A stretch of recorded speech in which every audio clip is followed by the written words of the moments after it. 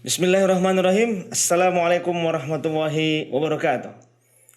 Sahabat ARZ Broadcast Studio, pemirsa sekalian dimanapun berada, kembali lagi bersama saya Azman Ridho Zain dari ARZ Broadcast Studio Jeddah, Arab Saudi. Mohon maaf kepada seluruh pemirsa pecinta ARZ Broadcast Studio dan seluruh pemirsa dimanapun berada, karena selama beberapa bulan belakangan kita agak sedikit vakum karena telah berhenti sejenak. Nah, bukan selamanya tapi sementara. Karena kita masih dalam suasana berkabung setelah meninggalnya kru dan tim kreatif ARZ Broadcast Studio Mas Slamet Sudianto yang telah dipanggil oleh Allah Subhanahu wa taala. Dan untuk hari ini kita sudah memiliki tim yang insya Allah akan mampu untuk menggantikan Mas Slamet, dan insya Allah bersama ARZ Broadcast Studio akan memberikan sesuatu yang baru dan memberi pencerahan di Arab Saudi maupun di Indonesia atau dimanapun untuk program-program kita. Program kita banyak. Nah, salah satunya adalah wawancara. Kali ini bersama saya telah hadir yang akan kita wawancarai dan insya Allah akan memberikan makna yang berbeda dari siaran ARZ Broadcast Studio. Karena kenapa pemirsa? Sosok kita satu ini adalah pejabat Indonesia yang ada di Arab Saudi di KBRI atau Kedutaan Besar Republik Indonesia di Riyadh, Arab Saudi. Teman saya, sahabat saya, Pak Erwansyah, atas perdagangan Indonesia di Riyadh, Arab Saudi. Assalamualaikum warahmatullahi wabarakatuh. Apa kabar Pak Irwan? Alhamdulillah, selalu baik insyaallah. Alhamdulillah, saya senang sekali sahabat saya, teman saya, dan sekaligus atasan saya di KBRI Riyadh yang alhamdulillah dalam beberapa hari ini kunjungan kedinasan di Jeddah. Nah, kesempatan ini saya manfaatkan untuk mewawancarai beliau. Karena kenapa pemirsa? Untuk meningkatkan hubungan Indonesia dan Arab Saudi, salah satu yang paling utama adalah ekonomi dan perdagangan. Bukan begitu Pak Irwan? Setuju, sangat setuju. Nah, karena kenapa? Dengan ekonomi perdagangan meningkat, nah tentunya hubungan bilateral, kedekatan Indonesia Arab Saudi dan capaian kesejahteraan akan mudah untuk didapatkan kedua belah pihak, Indonesia dan Arab Saudi. Nah, karena itu peran atase cukup penting dan signifikan dalam hal ini. Karena kenapa? Saya nggak tahu. Kalau saya langsung cerita, tentunya akan lebih baik jawabannya nanti akan kita dapatkan langsung dari Pak Adak. Oke Pak Adak, sebelum sampai kepada yang terkait dengan materi inti atau wawancara yang terkait dengan perdagangan, saya akan buka-bukaan dulu nih. Akan bertanya habis kepada Pak Irwan tentang siapa sih sosok beliau ini dan pengalaman perjalanan kehidupan beliau yang akhirnya mengantarkan Pak Irwansyah menjadi atas perdagangan Indonesia di Arab Saudi. Baiklah Pak Irwan, kalau boleh tahu Pak Irwan aslinya dari mana ya? Saya lahir di Medan, Sumatera Utara. Oke, silahkan cerita ya perjalanan dari kisah singkat Kalau perjalanan cerita beliau. mungkin butuh waktu sekitar 4-5 hari. Karena ini kan umur saya kan 47, 46 tahun.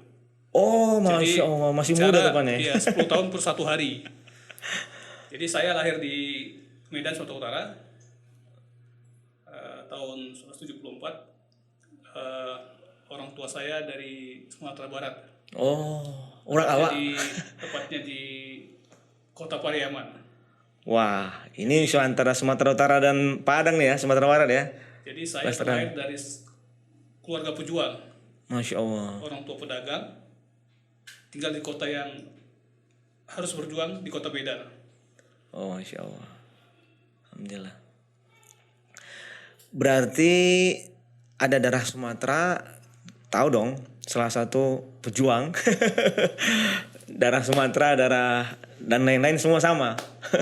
Biasanya semangat perjuangannya luar biasa untuk mengatakan yang benar adalah benar, maju terus pantang mundur. Wow, keren. Nah, gitu tuh biasanya. Wow, keren. Wow, keren. Baiklah Pak Irwan, kira-kira mungkin bisa sedikit diceritakan kepada kita pengalaman pendidikan yang akhirnya mengantarkan Pak Irwan bisa masuk perdagangan dan akhirnya menjadi atasnya perdagangan Indonesia di Arab Saudi. Ya, baik itu nanti pengalaman perjalanan pendidikan maupun pengalaman karir, barangkali mungkin bisa dibagi kepada pemirsa, minimal buat inspirasi bagi generasi muda ke depan atau siapapun yang menonton acara ini. Saya anak kelima dari 8 bersaudara. Jadi saya berada di tengah-tengah. Saya punya kakak 3 orang di atas dan adik 4 di bawah. Ketika saya berusia masuk ke 1 SMP, 13 tahun, orang tua saya laki-laki wafat, meninggal. Itu membuat saya harus berpacu dengan keadaan. Kemudian saya bekerja keras untuk bisa mencapai apa yang saya impikan, minimal bisa membantu orang tua. Saya menghabiskan sekolah hingga SMA di Sumatera Utara. Selepas dari SMA saya berjuang mencari pekerjaan, sehingga saya pernah bekerja di Hotel Tiara Medan. Kemudian saya dibawa oleh kakak saya untuk bekerja di Jakarta. Ada satu restoran yang terkenal, franchise, itu restoran namanya restoran Hollywood Restoran. Itu tempatnya tepat di depan Telkomsel di Gatot Subroto, Jakarta. Saya bekerja di sana dari tahun 96 hingga tahun 99. Oh, lama juga ya. Tadi namanya apa? Maaf. Restoran apa? Namanya franchise itu Planet Hollywood Restoran. Planet Hollywood Restoran. Oh, Planet Hollywood. Ya. Oh, Planet Hollywood pemirsa. Wah, itu terkenal. Ya. Itu di kawasan elite dan yang hadir dan menikmati restoran itu juga orang-orang elit karena mahal ya. Jadi saya bekerja 3 tahun setengah mungkin. Kemudian saya dikirim ke Dubai. Oh, Masya Allah. Selama setahun saya kerja di sana. Kemudian saya kembali ke Jakarta. Di situ saya mendapat banyak pengalaman terkait dengan arah kehidupan ya. Artinya saya harus melihat sesuatu itu dengan realitas yang ada. Kemudian setelah saya kembali ke Jakarta, saya berpikir untuk tidak mungkin saya selama ini bekerja di bidang hospitality, bidang pelayanan. Karena ketika seseorang bekerja di bidang pelayanan, ketika usianya sudah mencapai usia yang agak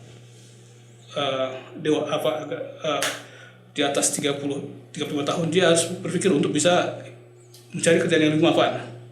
Ya, artinya tidak membutuhkan banyak tenaga, sehingga saya memutuskan untuk melanjutkan saya kuliah. Terakhir saya kuliah dengan Pak Azman ya, kita sempat satu kampus kita ya di Salemba. Iya, waktu itu pemirsa saya dengan Pak Irwan kuliah di Universitas Indonesia di kajian Islam dan Timur Tengah. Saya jurusan politik hubungan internasional di Timur Tengah dan Pak Irwan ekonomi Islam dan ekonomi Timur Tengah ya. Ya. Selepas kuliah, saya melihat teman saya ini Azman lebih beruntung dari saya. Dia selepas kuliah langsung masuk PNS di Kementerian Perdagangan. Saya mengikuti, cuma saya mundur 3 tahun ke depan. Bapak Azman masuk Kemendak tahun 2003, saya 2006. Jadi kami ini sebenarnya bisa disebut adalah saudara sebenarnya. Jadi satu daerah yang tidak jauh, saya di Lenteng Agung, Pak Azman di Depok. Satu kampus, satu kantor Kementerian Perdagangan, dan sekarang kami sama-sama dipertemukan di Arab Saudi. Ini Allah mungkin punya rencana lain setelah ini. Insya Allah nanti kemungkinan saya insya Allah akan menyelesaikan tugas saya di akhir Desember 2021. Insya Allah saya berdoa nanti pengganti saya mungkin teman dekat saya ini, Bapak Azman. Amin. Allah. Kok jadi serius nih? Iya nih, kenapa jadi begini nih? Begini. Iya pemirsa sekalian ya, saya sekarang di Jeddah di ITPC Indonesian Trade Promotion Center. dan Pak Irwan di KBRI di Riyadh sebagai atas perdagangan. Dan kami berdua memang ada amanat dari Kementerian Perdagangan untuk meningkatkan ekonomi dan perdagangan antara Indonesia dan Arab Saudi. Namun di sela-sela saya tugas sebagai PNS dan sebagai pejabat di KJRI Jeddah, saya beraktivitas untuk sesuatu. Apa itu?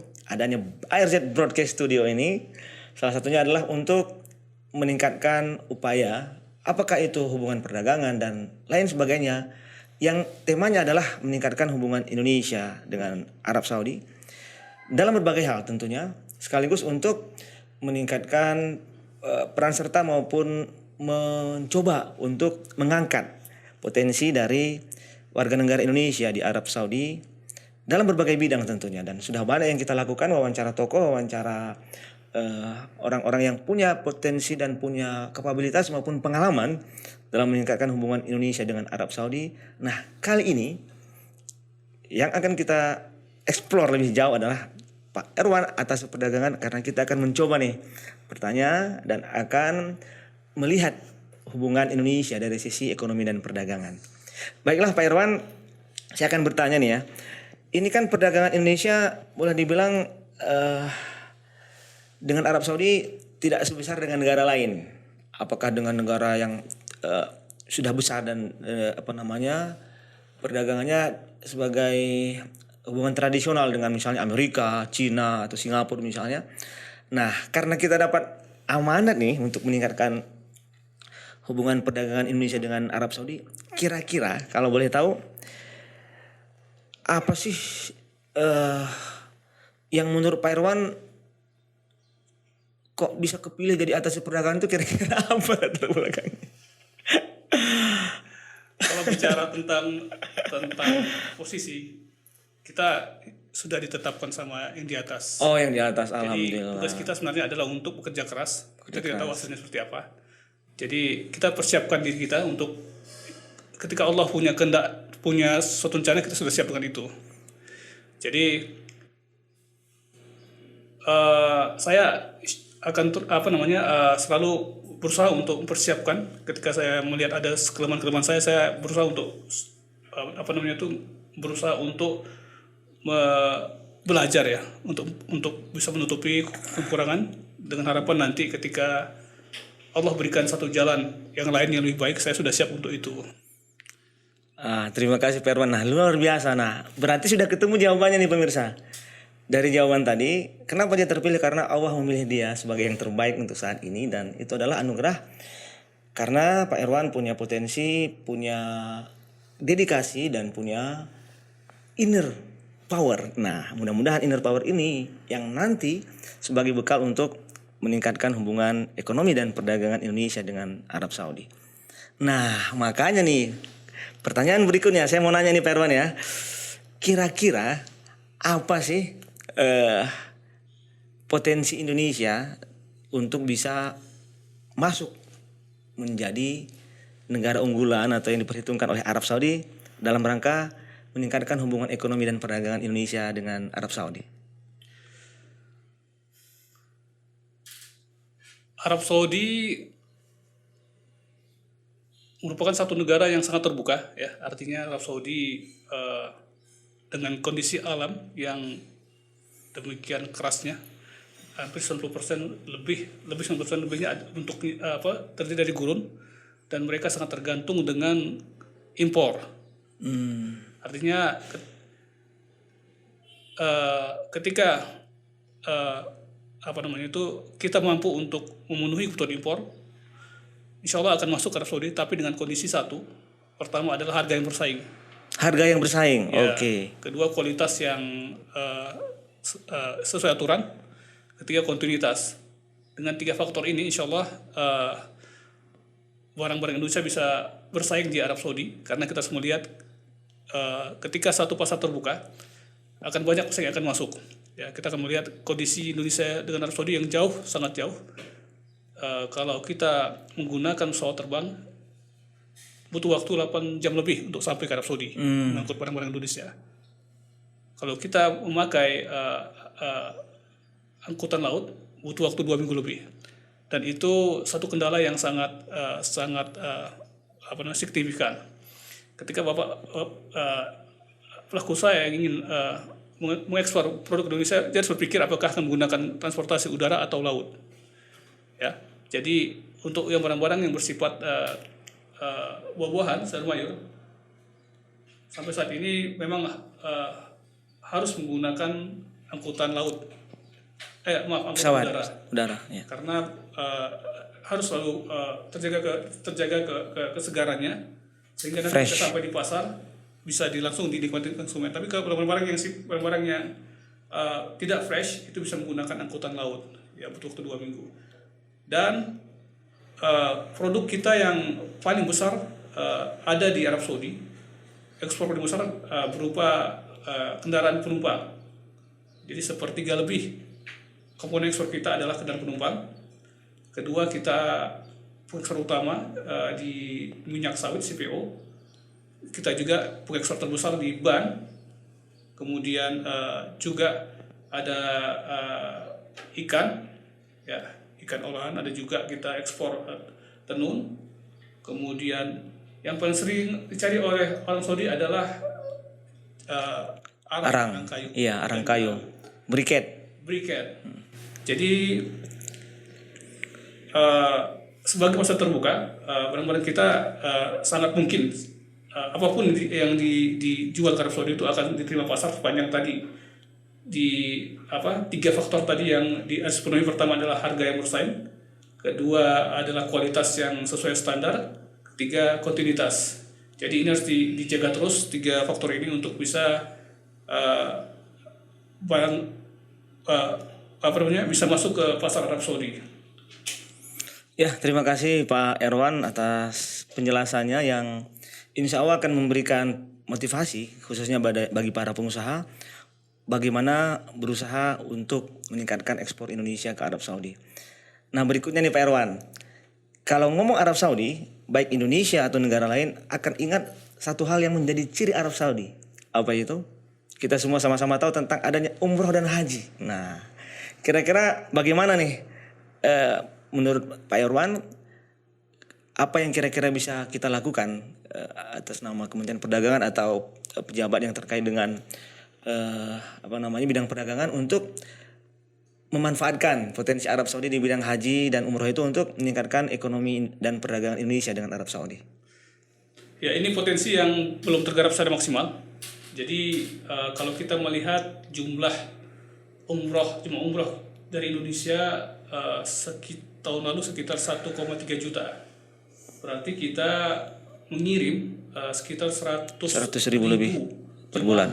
Jemaah umroh per bulan atau sekitar 3.500 per hari. Kalau kita bayangkan dengan lebih 3.000 jemaah Indonesia menghabiskan waktu sekitar 10 hari di Mekah Jeddah Madinah, mereka pasti butuh makan, butuh kesehatan tes Indonesia ya. Jadi ini yang harus kita garap secara maksimal.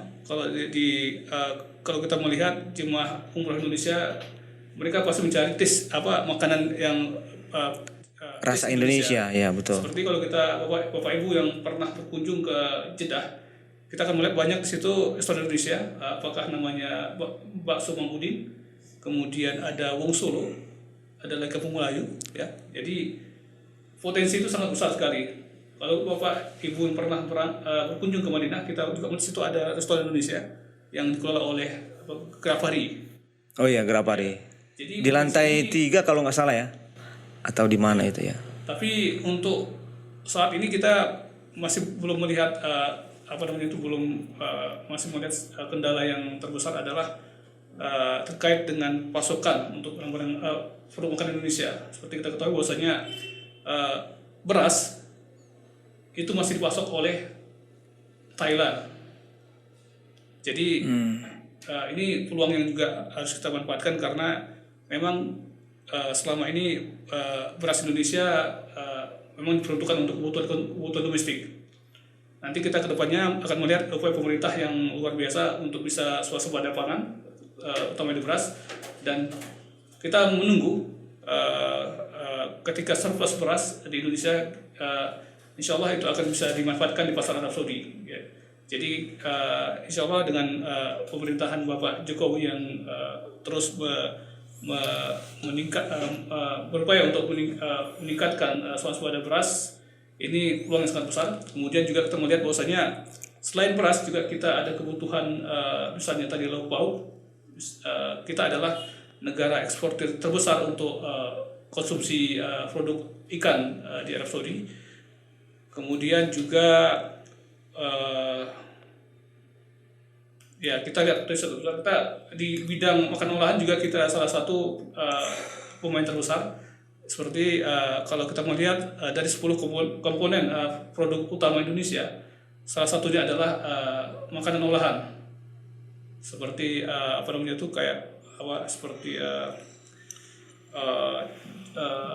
apa namanya itu yang nako itu juga tersebar di Arab Saudi, atau seperti biskuit ya, kita juga punya ada satu perusahaan Mayora yang juga punya pangsa yang luar biasa di Arab Saudi.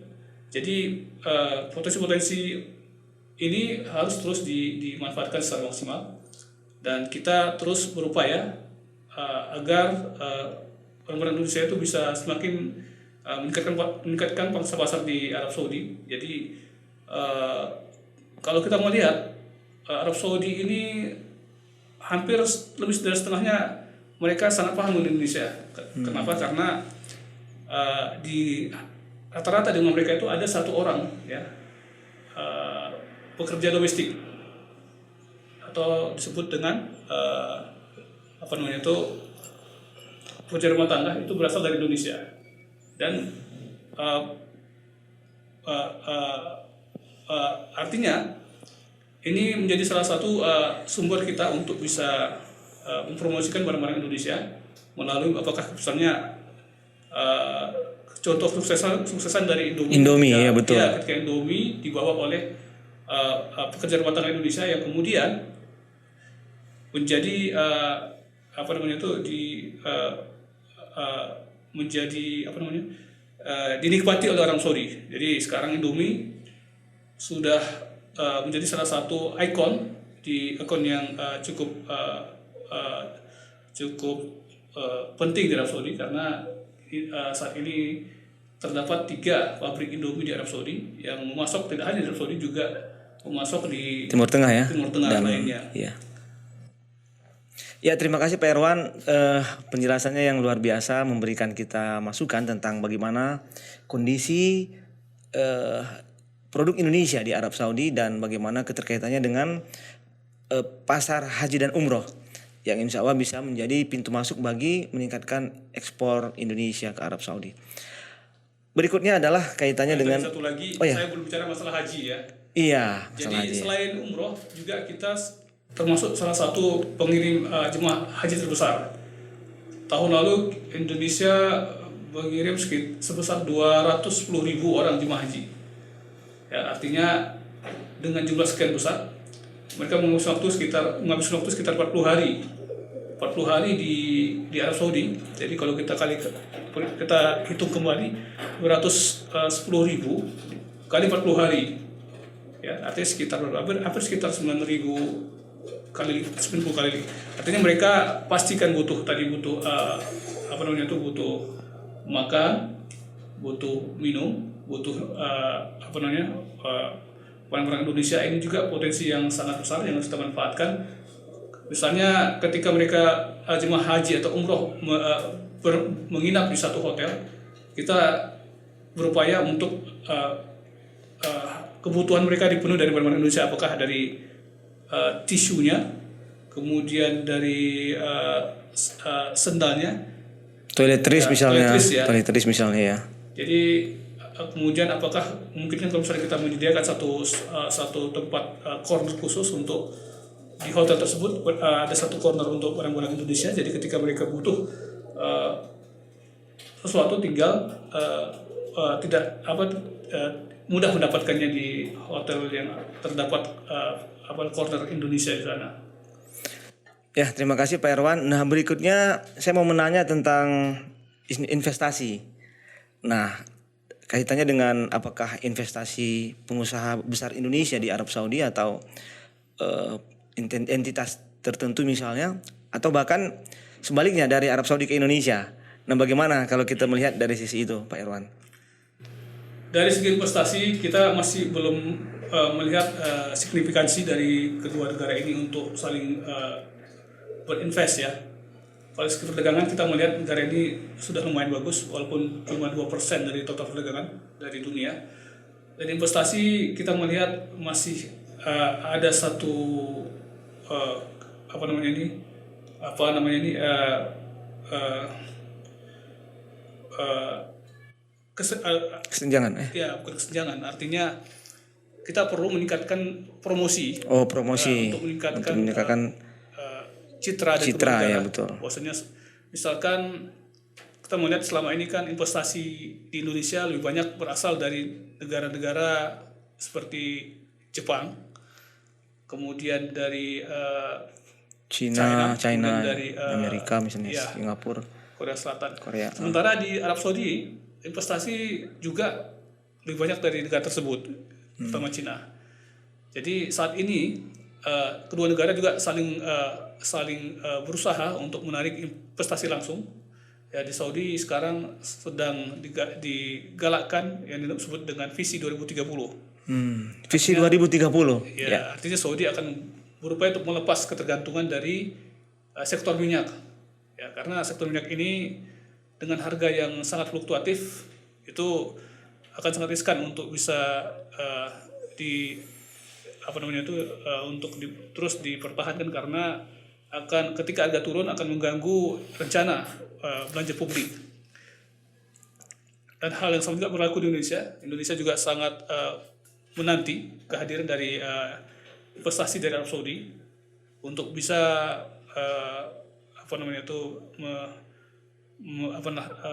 menggerakkan sektor industri di Indonesia. Jadi Arab Saudi merupakan salah satu negara yang sangat penting di sektor perminyakan dan turunannya. Jadi impor kita dari Arab Saudi terbesar itu adalah yang pasti minyak ya. Dan produk turunannya seperti plastik, kemudian chemical. Ya. Jadi kita berharap perusahaan-perusahaan Arab Saudi yang bergerak di bidang minyak ini bisa memindahkan atau mendirikan pabrik di Indonesia untuk menjadi tidak hanya dipasarkan di Indonesia, juga bisa dipasarkan di negara Asia Tenggara atau negara-negara lain. Baik, terima kasih Pak Irwan. Yang berikutnya saya mau bertanya tentang potensi kunjungan wisatawan baik itu dari Indonesia ke Arab Saudi maupun sebaliknya. Nah, gimana mungkin, karena saya lihat kan oke lah haji dan umrah udah menjadi rutin ya. Tapi kunjungan wisatawan nih, karena juga Indonesia sebagai negara yang terkenal sebagai salah satu destinasi wisata dunia. Nah, bagaimana nih meng-attract orang Saudi yang konon katanya duitnya banyak. Karena kalau datang biasanya lumayan tuh, sekali dia datang seminggu atau 10 hari atau 2 minggu, satu keluarga bisa Masya Allah investnya bisa sampai 500 juta atau berapa bahkan misalnya. Nah, itu kan menarik tuh. Nah, kira-kira gimana untuk potensi kedepannya untuk wisatawan ini Arab Saudi ke Indonesia misalnya? Untuk pariwisata, jadi Arab Saudi sebenarnya lebih mengenal Bali pada Indonesia. Jadi kalau bicara tentang Indonesia, mereka kebanyakan di mana negara itu. Kalau disebutkan Bali, oh Bali, bagus negaranya, bagus kotanya. Jadi sebenarnya sepertiga mungkin dari Arab Saudi mereka sudah mengenal dan bahkan sudah berkunjung ke Bali. Bali ya. Dan jadi kunjungan dari turis Arab Saudi selain ke Arab Saudi juga ke ibu kota negara Jakarta. Kita juga berupaya agar menginfokan ke turis Arab Saudi bahwasanya Indonesia tidak hanya Bali. Kita punya lebih dari 17.000 pulau. Ya, ada banyak pulau-pulau seperti Bali, seperti di Lombok, kemudian di Bunaken, itu bagus. Jadi Arab Saudi memang agak beda ya, artinya ketika mereka berkunjung ke satu negara seperti Indonesia, mereka tidak sendiri, mereka membawa keluarganya. Dan dalam waktu yang juga lumayan panjang, 2 minggu, 3 minggu, bayangkan ya, mereka akan sewa satu lantai apartemen, mereka akan habiskan waktu di sana, dan itu satu peluang yang luar biasa artinya kita harus menjaga momentum ini dengan meningkatkan citra Indonesia di mata Arab Saudi. Ya, kita harus lebih banyak untuk mempromosikan bali-bali lainnya selain misalnya tadi di Lombok, kemudian ada di Danau Toba juga ya. Sekarang pemerintah Indonesia juga sedang menggalakkan adanya tujuan wisata selain Bali. Kita sedang menggerakkan berbagai infrastruktur untuk meningkatkan kenyamanan dari para turis-turis yang akan berkunjung ke Indonesia. Dan sebaliknya, Arab Saudi juga membuka diri terhadap kunjungan turis. Arab Saudi telah menerbitkan tahun lalu visa turis. Jadi image yang terjadi selama ini bahwasanya Saudi itu negara yang sangat sulit dikunjungi itu perlahan sudah mulai memudar, karena Arab Saudi sudah dalam rangka menuju visi 2030 telah melakukan berbagai terobosan seperti penerbitan green card. Ya, Bapak Ibu yang punya kelebihan dana, yang tidak ingin pusing-pusing ketika berkunjung ke Arab Saudi, apakah tujuan umroh, ibadah atau bisnis, bisa mendapatkan green card, ya, harganya sekitar 800.000 rial, sekitar 3 miliar. Dan itu berlaku permanen. Dan kalau Bapak Ibu yang ingin untuk berkunjung cuma setahun, itu harganya sekitar 100.000. Iya, 100.000. Jadi ini terobosan yang luar biasa. 100.000 dan juga besar. banyak negara yang sedang melihat. Dan Arab Saudi ini potensinya banyak sekali. Mereka punya banyak daerah tujuan wisata, terutama wisata yang sifatnya sejarah. Ya, jadi kalau kita ingin sering membaca tentang sejarah, misalnya jalur perdagangan di zaman dahulu, kita akan melihat Arab Saudi dengan luas yang daratan yang melebihi Indonesia, ya, 2,3 juta luas daratan Arab Saudi, menyimpan banyak sekali tentang cerita sejarah dari zaman-zaman kemakmuran masa gemilang Islam dahulu, dari mulai daerah Damam yang dekat Bahrain sampai hingga ke daerah Jeddah. Ya, walaupun Arab Saudi sebagian besar terdiri dari gurun, tapi kita akan melihat banyak di sana daerah pertanian. Ya, mereka juga penghasil produk seperti pertanian seperti produk wortel, kemudian pisang, apalagi kurma. Ya. Kurma tentunya. Jadi ketika Saudi membuka diri untuk dikunjungi turis, itu akan sangat menarik, karena orang akan melihat bahwasanya Saudi ini layak untuk dikunjungi sebagai daerah tujuan wisata. Baiklah pemirsa, subhanallah, dari penjelasan Pak Irwan tadi kita tahu dan semakin tahu bahwa Arab Saudi dan Indonesia dua negara yang memiliki potensi yang luar biasa.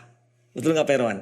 Kalau misalnya potensi dua negara ini dikembangkan lebih baik dan kita memanfaatkan apakah dari sisi perdagangan, investasi, kunjungan wisatawan baik dari Indonesia ke Saudi maupun Saudi ke Arab Indonesia misalnya, insya Allah potensi peningkatan ekonomi dan perdagangan Indonesia dengan Arab Saudi akan semakin meningkat dari tahun ke tahun. Dan itu salah satunya tugas kita ya. Dan juga tugas baik itu pemerintah di KBRI maupun di KJRI maupun seluruh masyarakat Indonesia, ekspatriat Indonesia yang tinggal di Saudi, untuk saling bahu-membahu untuk mewujudkan dan mendukung tercapainya tujuan tersebut pemirsa sekalian. Baiklah, mengakhiri wawancara kita ini barangkali ada 1-2 kata masukan atau wejangan atau inspirasi dari Pak Irwan yang bisa disampaikan kepada pemirsa sekalian terkait upaya untuk atau terbosan ide-ide apa misalnya untuk lebih meningkatkan lagi potensi Indonesia untuk baik itu dalam bidang perdagangan, pariwisata, investasi, budaya dan lain sebagainya, sehingga kedepannya kesejahteraan kedua negara semakin meningkat dari upaya-upaya tersebut. Ya. Para pemirsa,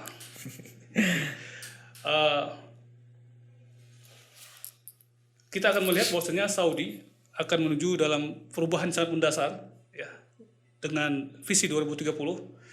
kita akan melihat satu perubahan yang sangat mendasar ketika kita melihat bahwasanya Saudi membolehkan para wanita untuk tadi misalnya mereka bisa menyetir mobil, kemudian juga masuk tentara dan juga membuka berbagai kebijakan-kebijakan yang dahulu dianggap sangat ketat seperti untuk masuk ke restoran harus menggunakan 2 pintu berbeda, kemudian harus memakai abaya di depan umum bagi wanita. Dan kita akan melihat bahwa Saudi sedang dalam tahap perubahan yang ini menjadi peluang yang sangat luar biasa bagi barang-barang Indonesia. Nanti Saudi juga telah membuka yang namanya bioskop ya sejak 2 tahun yang lalu, dan Saudi berencana untuk membuka lebih banyak lagi layar bioskop di Arab Saudi, dan ini menjadi peluang yang bisa kita manfaatkan juga kalau kita melihat berbagai investasi yang sedang digerakkan oleh Arab Saudi. Kita mendengar ada satu kota yang sedang dibangun oleh Arab Saudi namanya kota Neom. Itu nilai investasi sekitar 500 miliar US dollar. Wow, Ya. Fantastis. Jadi, ya. Dan kalau misalnya kita melihat ke Riyadh di ibu kota sedang digalakkan pembangunan infrastruktur dalam bentuk tadi yang metro Riyadh, kemudian juga nanti Saudi akan terhubung dengan jaringan kereta api, dan ini kesempatan yang sangat penting agar investasi dari Saudi bisa kita manfaatkan untuk mengeksplor barang-barang Indonesia. Apakah kita tidak hanya barang, juga keahlian. Kita terkenal dengan ahli-ahli, misalnya ahli-ahli IT, kemudian ahli-ahli di bidang yang lainnya, itu kita bisa manfaatkan untuk masuk ke dalam investasi yang ada di Arab Saudi. Wah, terima kasih Pak Erwan, luar biasa masukannya yang akan kita manfaatkan bagi siapapun yang memungkinkan untuk memanfaatkan kondisi tersebut, dari pemerintah, investor, pengusaha, warga masyarakat, dan siapapun baik yang di Indonesia maupun di Arab Saudi. Informasi tadi insya Allah sangat berharga pemirsa tentunya, dan itu sebagai sesuatu yang menginspirasi kita. Mudah-mudahan kedepannya kolaborasi antara institusi, antara individu, antara pemerintah, antara swasta, antara semua kita yang ada di Saudi maupun di Indonesia, insya Allah akan dapat lebih meningkatkan lagi hubungan Indonesia dan Arab Saudi. Baiklah pemirsa sekalian, terima kasih atas kebersamaan pemirsa sekalian, khususnya teman-teman dari pecinta sahabat ARZ Broadcast Studio.